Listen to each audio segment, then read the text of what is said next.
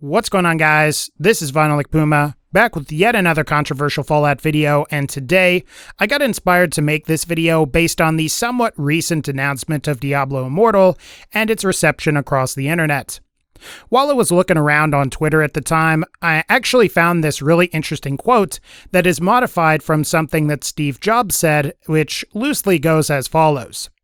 When the people that can make the company more successful are sales and marketing people, they end up running the companies.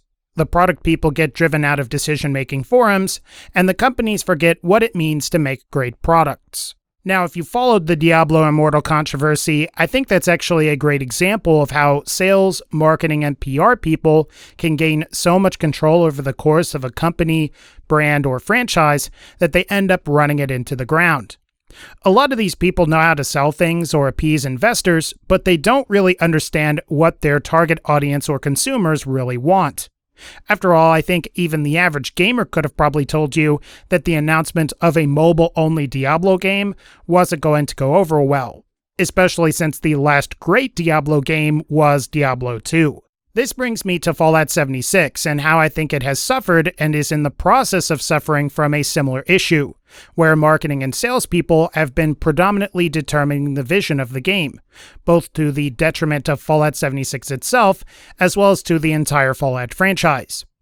Now, before I go any further with anything else in this video, I'm not necessarily interested in singling anyone out in particular, because for all I know, they're getting their marching orders from somebody above them.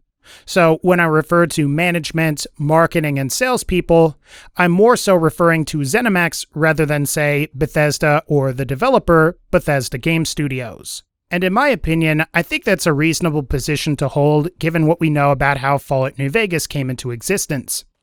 If you watched Bethesda's No-Clip documentary on the history of Bethesda Game Studios, it's mentioned that Fallout New Vegas was the result of a corporate-level decision to make a sequel to Fallout 3, meaning that it wasn't necessarily Bethesda's decision to make a Fallout spin-off or sequel, but rather it was Zenimax that wanted the game, so it got made. Fortunately for the fans, Obsidian made a great game that's heralded as one of the best in the series. Unfortunately for Obsidian, they agreed to a bad deal and it almost destroyed the company. After all, it's hard to get an 85 on Metacritic when some game reviewers are going to give you a 4 out of 5 or an 80 out of 100. Now, the reason I think mentioning Fallout New Vegas is somewhat relevant to Fallout 76 is because upon reflection, you almost wonder if Zenimax's desire, haphazardness, or just hunger for profits created a situation where they were going to let literally anyone develop a sequel. It didn't necessarily matter if the game was good per se, so much as it would have been profitable thanks to the success of Fallout 3. Fortunately for Zenimax, I think the product people or Bethesda Game Studios stepped in. They recommended Obsidian due to the company's talent and how a lot of the employees of Obsidian at the time had worked on the previous games in the series. And if you really sit down and think about it for a second, Zenimax could have totally ignored Bethesda and worked out a deal for a different Fallout spin-off from some other random developer, and it could have easily gone really badly. Sort of like how things are going badly for Fallout 76. Like Fallout 3 and New Vegas before it, Zenimax decided they wanted to capitalize on the sales and popularity of Fallout 4, and they commissioned a sequel and/or spin-off for the game. Unlike the old days where Bethesda was just a team of 100 people, the size of the studio has expanded dramatically, and thus, this new Fallout sequel or spin-off would be made in-house. On top of that, it was decided by Zenimax that this new Fallout game would follow in the footsteps of other games publishers and be a games as a service, complete with online multiplayer and a microtransaction store. Unfortunately for Zenimax and this time, they managed to ignore the same product people that knew what the Fallout fanbase really wanted in the first place. Not to mention that it looks like Zenimax doesn't understand the actual market or people that play the Fallout games, as well as the engine that's actually used to create Bethesda's games and the Fallout games. Now, while I've admitted in my most recent Fallout video that I've liked some of what I've played in the Fallout 76 PC beta, and I still stand by that, I think it's become clear over time just how many features, bugs, and other issues there are with the game. Whether it be how game speed and physics are locked to frame rate, forcing Bethesda to implement a 63 FPS cap, how some Fallout 4 modders managed to port lockpicking mods from Fallout 4 to 76, how there are concerns with Fallout 76's encryption or security, or how the game lacks certain features like push-to-talk or FOV sliders, it's become clear that Bethesda is using the exact same engine from Fallout 4 and Skyrim for Fallout 76. Somehow, it seems unlikely to me that Zenimax wouldn't have been made aware by someone at Bethesda of all of the issues that using Creation Engine for a multiplayer game would present. Aside from some of the more specific complaints that PC gamers might have concerning things like 144Hz support and push-to-talk, the fact that thousands of modders have a good grasp on the engine, they likely know it inside and out and can likely find exploits pretty easily to implement hacks or mods into the game, should have set off an alarm somewhere. Even if you're someone that believes Fallout 76 is more secure and less vulnerable to hacking than some people have claimed on Reddit, you've got to admit that using the same engine that appears in the last two Bethesda Game Studios games was not a good idea. Especially if you expect the game to be free of exploits or third-party mods that can give some players unfair advantages over others. I suppose an argument for having the same engine would be that a lot of these exploits won't be an issue on consoles, but even then, why would you risk potentially putting out a bad version of the game on the PC where literally 2 to 5 million people bought Fallout 4? Most developers and publishers would kill for those sales numbers on the PC, and by using the exact same engine, you risk turning off potential customers from buying a Bethesda game on the PC in the future. It's also a shame because I think if Zenimax hadn't insisted on this game having multiplayer and capitalizing on trends set by the likes of PUBG and Fortnite, no one would have complained about the engine at all. And while someone in my comment section will say Fallout 76 isn't a battle royale and isn't like Fortnite, that is definitely true, but answer me as to why on earth they are getting people like Ninja, the biggest Fortnite streamer on the planet, to promote the game. My guess is that they wanted a piece of that Fortnite audience at the expense of the hardcore Bethesda/Fallout audience. As a really quick aside, and just because I feel like I probably should mention this, I've got no hate for Ninja, I'm just simply pointing out that they're having him stream the game. But back on point with this video. Ironically, a lot of Fortnite fans and just PvP multiplayer gamers in general deeply care about features like push-to-talk, 144Hz support, as well as support for adjustable FOV and ultra-wide monitors. I can guarantee you someone at Bethesda also know these things. They told somebody at Zenimax, but whoever made the call just decided to use the old engine and push the game out anyway. The result is a game that not only has the people that have been critical of Bethesda's engine for years being very vocal about their displeasure, but the intended audience that Zenimax's management and marketing intended to entice with Fallout 76 are also upset with the game due to the lack of essential features and are raking the game over the coals here on YouTube and across the rest of the internet. I still think if Zenimax had no intention of upgrading the engine for Fallout 76, they should have just let Bethesda make another single-player game, which was what the engine was designed for in the first place. Even if the game wasn't as good as Fallout 4, I think it would have been received with a lot less criticism than what Fallout 76 is currently getting. But moving on to marketing, I think the marketing for Fallout 76 has made it clear that Zenimax has forgotten who the audience for a Fallout game actually is. Now, maybe I should preface a lot of what I'm about to say with, I'm just a guy that makes videos on the internet, and I don't possibly have a good grasp of what marketing a AAA video game entails, but I really find Fallout 76's marketing to be really bizarre. For a game series that's known for being RPGs, you would think Zenimax would market a game like Fallout 76 at a place where RPG fans, nerds, and geeks might congregate. For example, maybe you would market a game like Fallout 76 at a comic book convention or some kind of gaming-related event. The last thing I would think of would be to promote a game like Fallout at sports events, and that's what we've been seeing with Fallout 76. As a great example, decisions have been made to promote Fallout 76 alongside the UFC, with the most noteworthy examples being things like UFC middleweight champion Robert Whittaker promoting the game in Australia and New Zealand. They've had former UFC middleweight champion Anderson Silva promote the game at an Xbox event, and they've also sponsored a few pay-per-view events like UFC 225 and UFC 227. Or at the very least, they sponsored the embedded vlog series for both of these events, where it's basically promoting an MMA fight. You've also got the most recent bit of promotion with the NBA's Philadelphia 76ers basketball team, where Microsoft and Bethesda are making a custom-themed 76ers/Fallout 76 console.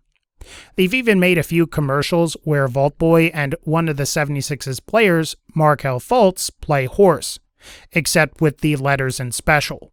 Now, I need to be clear and say that I don't necessarily hate sports fans, or any of the people I've mentioned in this video, as I would actually consider myself to be a fan of the UFC, but I don't understand the logic behind marketing a Fallout game to these audiences.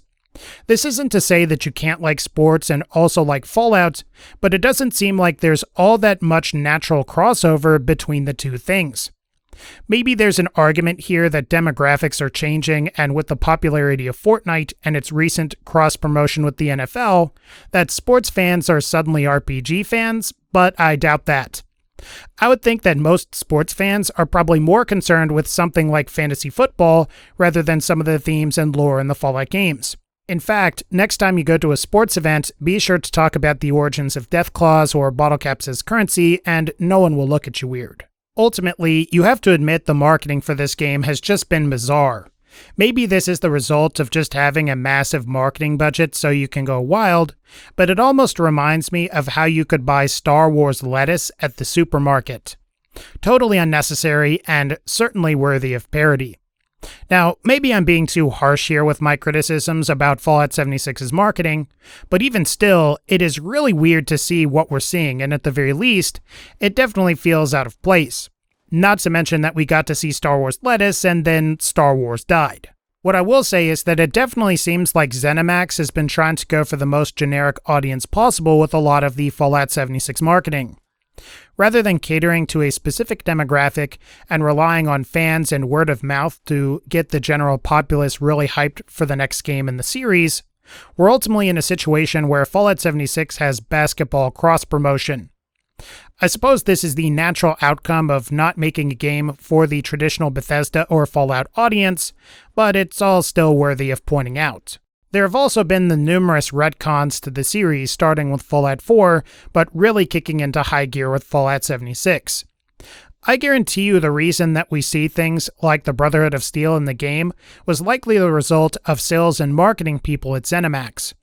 In fact, I wouldn't be surprised if someone at Bethesda initially approached Zenimax and told them that having the Brotherhood of Steel in the game wouldn't make sense, but at the behest of sales and marketing people, and knowing that the Brotherhood are a big part of all of the Fallout games so far, it was demanded that they be in the game, despite whether it actually made sense within the Fallout universe or not. In fact, this scenario reminds me of what we saw in Star Wars The Force Awakens, where Rey and Finn somehow end up with Luke Skywalker's blue lightsaber from Bespin in Empire Strikes Back. Wouldn't it have made more sense if they got Skywalker's green lightsaber from Return of the Jedi? And isn't it stupid that Maz Kanata literally pulls and I don't have time to explain what I don't have time to explain, and it's never revealed how she even got the lightsaber in the first place? It utterly reeks of focus group testing and just comes off as incredibly weak in concept and just pisses off the fans. But I digress. All of the retcons are a great example of sales and marketing people not trusting the people that are actually making the games and the people that understand the lore. If somebody complained about why the Brotherhood weren't in Fallout 76, I'm sure a fan would have been easily able to defend that decision. Conversely, it's much more difficult to defend why the Brotherhood of Steel are in the game when you set one of your previous games 200 years after the bombs fell just so you can include the Brotherhood in that game. And yes, I'm talking about Fallout 3. Now, this has been a long video so far. I've criticized a couple of different things and blamed the majority of it on sales and marketing people at Zenimax. For the sake of empathy, and just so this whole video isn't just me bashing on the game, and to end the video on a more positive note, I'd like to say this. Fallout can still be saved from what it's going through right now. It's a great franchise that a lot of people care about and don't want to see go away forever should Fallout 76 not do very well, which, based on a lot of the negative press surrounding the game, it looks like Fallout 76 might not do very well. However, I think rather than chalking up Fallout 76's failure or underperformance to changing trends, I think it's time for Zenimax to pay more attention to what the product people at Bethesda are saying. Just like the Diablo Immortal reveal, anyone could have told you that no one wanted an always-online multiplayer Fallout game that reeks of Destiny-itis. This isn't to say that the game can't be fun at all, but I think even the most diehard supporter of Fallout 76 would agree that a single-player Fallout game would have been a much better choice. The reason people buy Bethesda's games is for the player interactivity with the game world, the fun and interesting stories, quests, NPCs, and scenarios that you can encounter, as well as the ability to make and enjoy third-party mods on the PC and console. Why not leverage these things in your favor rather than make a game that's almost seemingly designed to restrict access to or undermine those advantages? After all, the fact that Fallout 76 won't have modding at launch, and it won't have weird and quirky scenarios and NPCs like Gary from Fallout 3 is a huge mistake. I think if a lot of the controversy around this game, as well as the changes in the industry, are any indication, it's that Bethesda's strengths need to be leveraged and unimpeded now more than ever. The days of Bethesda's unchallenged dominance over the open-world RPG market are ending. Companies like CD Projekt Red with Cyberpunk 2077 and Warhorse Studios with Kingdom Come Deliverance are catching up, and may dethrone Bethesda and ZeniMax if they're not careful. Bethesda needs the resources to make a new engine that's powerful, capable, and highly moddable, and the development of that engine needs to start now. Going forward, Bethesda is going to have a more difficult time implementing features like co-op multiplayer, VR support, and even fairly standard things today like 144Hz support if they continue to stick with and build upon their current creation engine. They really need something new and near state-of-the-art that's specifically tailored to their strengths, like modding while avoiding things like having physics being tied to frame rate, or some of the other constraints of the creation engine. At the end of the day, I think it's time, and we're at a crossroads where ZeniMax, upper management, as well as the sales and marketing people need to work with and listen to the product people that are working on the games. It worked for Oblivion, Fallout 3, Fallout New Vegas, and Skyrim, and I don't see why it couldn't work going into the future. Alright guys, it took me a long time to get this video done for you guys, but I hope you guys enjoyed it, and I understand that I've been making a lot of controversial videos lately, but that's mostly what we've had to talk about. I guess this is the last day of the beta, so I'm going to try to hop into the game later today to rack up a little bit more playtime, but if you guys liked this video, feel free to leave a like, click the bell so you can be notified when I upload more videos, and as always, thank you all so much for supporting this channel. Take care, and I'll see you all in the next one.